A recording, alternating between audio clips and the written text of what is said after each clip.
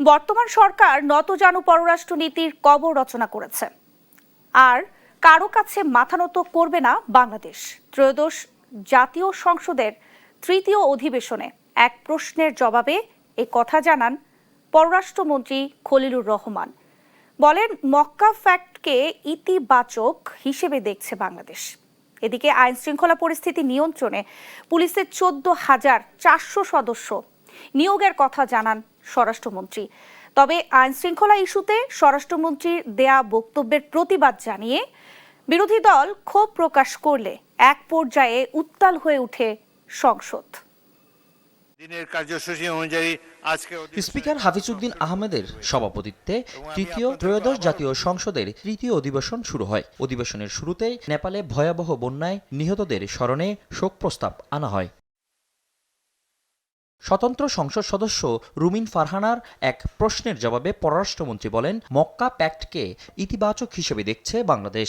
এতে যোগদান করার বিষয়টি এখনো আসেনি, কারণ এটা নির্ভর করছে যারা এই প্যাক্টের সদস্য তাদের অভিপ্রায়ের উপর।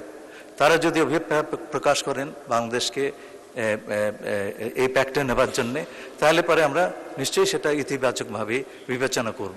অন্য এক প্রশ্নের জবাবে পররাষ্ট্রমন্ত্রী বলেন, বর্তমান সরকার নতজানু পররাষ্ট্রনীতির কবর রচনা করেছে, আর কারো কাছে মাথা নত করবে না বাংলাদেশ। আর কখনো বাংলাদেশ কারো কাছে মাথা নত করবে না। আমরা নতজানু পররাষ্ট্রনীতির কবর রচনা করেছি। আইনশৃঙ্খলা পরিস্থিতি নিয়ে বিরোধী দলের প্রশ্নের জবাবে স্বরাষ্ট্রমন্ত্রী দেশের বর্তমান আইন পরিস্থিতির পরিসংখ্যান তুলে ধরেন। আমরা 300 বিধিতে বক্তব্য দিয়েছি, স্টেটমেন্ট দিয়েছি এবং সংসদের জেনারেল আলোচনার মধ্যেও বলেছি, ডাটা দিয়েছি। তার মধ্যে আমরা প্রত্যেকটা পরিসংখ্যান করে প্রত্যেকটা অপরাধ ভিত্তিক চিত্র আমরা তুলে ধরেছিলাম। বর্তমান সরকার পুলিশে 4,000 এসআই, 400 সার্জেন্ট ও 10,000 কনস্টেবল নিয়োগ দেবে বলেও জানান স্বরাষ্ট্রমন্ত্রী। নতুন 4,000 এসআই নিরস্ত্র পদ সৃজন, নতুন 400 সার্জেন্ট পদ সৃজন এবং নতুন 10,000 কনস্টেবল পদ সৃজন। উল্লেখিত পদসমূহ সৃজিত হলে রংপুর জেলাতেও জনবল বৃদ্ধি পাবে। অধিবেশনে বিরোধী দলীয় নেতা বলেন, স্বরাষ্ট্রমন্ত্রী প্রশ্নের জবাবে কটূক্তি করে বক্তব্য রাখেন, যা সংসদ সদস্যের জন্য অসম্মানজনক। আজকে একই বক্তব্যে দুইবার উনি অ্যাটাক করে ফেললেন। আমার সঙ্গীরা তো মনে করে, আমি নিজেও মনে করি যে এইটা কালচারাল না, এইটা পার্লামেন্টারিয়ান ফ্যাসিজম।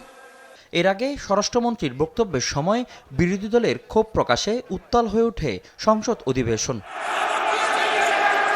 ফজলে আদিত্য, দেশ টিভি, ঢাকা। অনুগ্রহ করে নিজ নিজ আসনে বসুন।